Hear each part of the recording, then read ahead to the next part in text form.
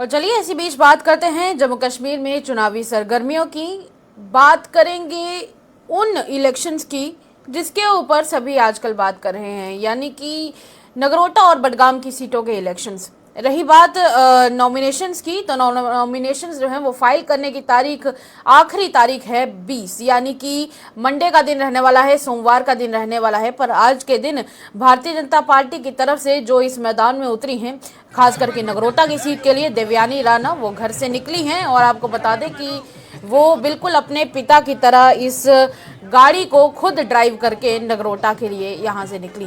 रही बात उनके वहाँ पर जाने की, तो आपको बता दें कि देवेंद्र सिंह राणा जी की मौत के बाद ये सीट, खास करके नगरोटा की सीट खाली पड़ी हुई थी और काफ़ी समय से इस सीट को लेकर विचार हो रहे थे। पर finally election commission of India ने जब इन बाई इलेक्शंस का घोषणा की, इसके बारे में जानकारी दी, तब उसके बाद भारतीय जनता पार्टी ने अपने पत्ते खोलते हुए देवयानी राणा को चूज किया। देवयानी राणा वहां से अपने घर से निकली हैं, सबका आशीर्वाद लेकर निकली हैं। और रही बात थोड़ी देर पहले की, तो पता चला है कि देवयानी राणा वहां पर पहुंच भी चुकी हैं। साथ में उनके साथ भारतीय जनता पार्टी जम्मू कश्मीर के प्रदेश अध्यक्ष सच शर्मा मौजूद हैं, साथ में उनके साथ एलओपी साहब भी मौजूद थे। और ये वो तस्वीरें नगरोटा की जहां पर उनका भव्य स्वागत किया गया, उनको ढेर सारे हार पहनाए गए, ढेर सारा आशीर्वाद भी दिया गया। और इसी के साथ भारतीय जनता पार्टी की अगर बात करें, तो भारतीय जनता पार्टी फिलहाल इन चुनावों को लेकर काफ़ी ज़्यादा कॉन्फिडेंट है। उनका कहना है कि ये सीट देवेंद्र सिंह राणा जी की थी, है और रहेगी, और देवयानी सिंह राणा अपने पिता की लेगेसी को आगे लेकर जाएंगी। यहीं पर भारतीय जनता पार्टी ने अपनी तरफ से कह दिया है कि यह सीट भी जिस तरह से देवेंद्र सिंह राणा जी की थी, उसी तरह से ये सीट अब देवयानी राणा की हो जाएगी। कहीं ना कहीं भारतीय जनता पार्टी इस सीट को लेकर काफ़ी ज़्यादा कॉन्फिडेंट है। और जब देवयानी राणा की गाड़ी वहां पर नगरोटा में पहुंची, तो फिर उसके बाद उसके ऊपर फूलों की बारिश की गई और उनका काफ़ी भव्य तरीके से स्वागत किया गया। तस्वीरें आप देख सकते हैं स्क्रीन पर, आपके साथ तस्वीरें हम लोग साझा कर रहे हैं। रही बात नॉमिनेशंस की, तो आज के दिन देवयानी राणा ने आज का दिन चुना है कि वो नॉमिनेशन फाइल करेंगी। और नॉमिनेशन फाइल करने के लिए वो नगरोटा पहुंची भी हुई हैं ढोल नगाड़े के साथ। उनके साथ एक जन समूह है जो वहां के लिए निकला था यहाँ से। और ये देखिए फूलों की वर्षा हुई है उनकी गाड़ी के ऊपर, और गाड़ी की आप देख सकते हैं कि किस तरीके से स्वागत भी है और उनके साथ बातचीत करने की भी कोशिश की जा रही है। चलिए जानते हैं कि सबका इसके ऊपर आखिर क्या कहना है, विचार क्या है सबके इसके ऊपर, चलिए देखते हैं।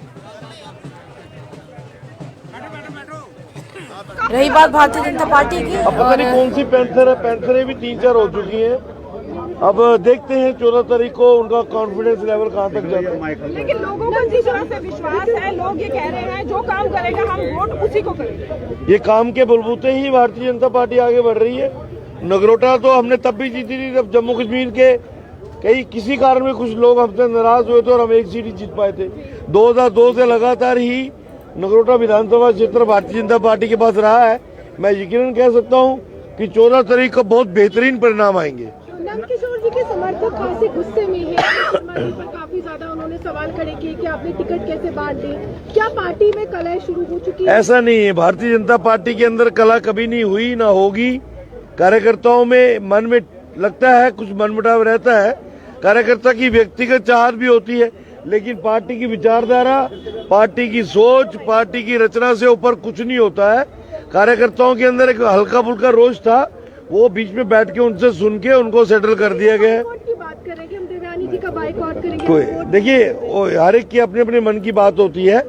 पार्टी लीडरशिप ने उनको सुना है, उनकी भावनाओं को समझा है, और मैं ये यकीनन कह सकता हूँ कि पोलिंग बूथ स्तर का कोई भी कार्यकर्ता पार्टी की सोच से बाहर नहीं जाएगा।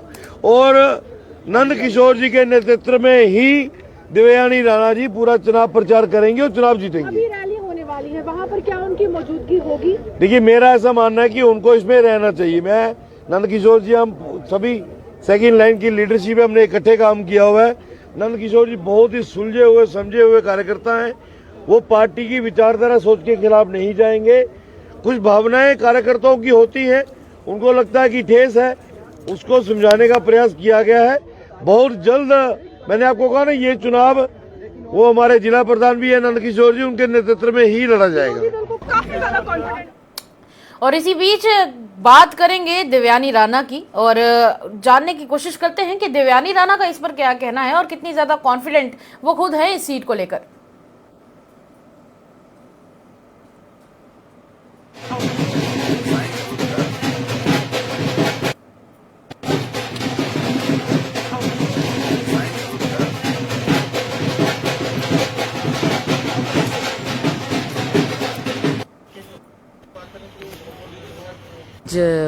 ओल्ड टोल पोस्ट नगरोटा में 11 बजे से हमारी नामांकन रैली जो है वो शुरू हो रही है और हमें उम्मीद है कि सारे हमारे जो बड़े बुजुर्ग हैं, भाई बहन हैं, वो हमें मान लेंगे। कितना कड़ा मुकाबला आप देखते हैं कि कड़ा मुकाबला जो है रहने वाला है?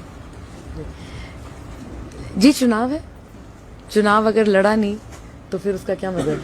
हमें लगता है कि जो भी हमारे सामने बैलेट पे उतरेंगे हम सबको को मद्देनजर रखकर उनका हर समय का जो हर समय ये ध्यान रखकर कि हर जगह का अपना अपना अलग अलग चैलेंज है, उसके हर समस्या का हम समाधान रखें।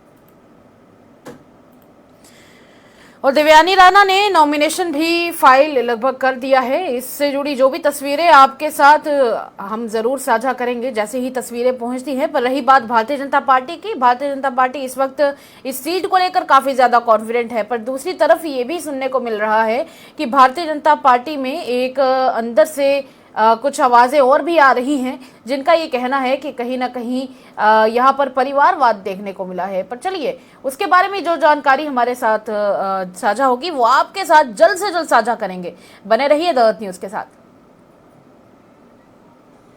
भारतीय जनता पार्टी जिंदाबाद जिंदाबाद जिंदाबाद जिंदाबाद भारतीय जनता पार्टी जिंदाबाद भारतीय जनता पार्टी जिंदाबाद जिंदाबाद जिंदाबाद जिंदाबाद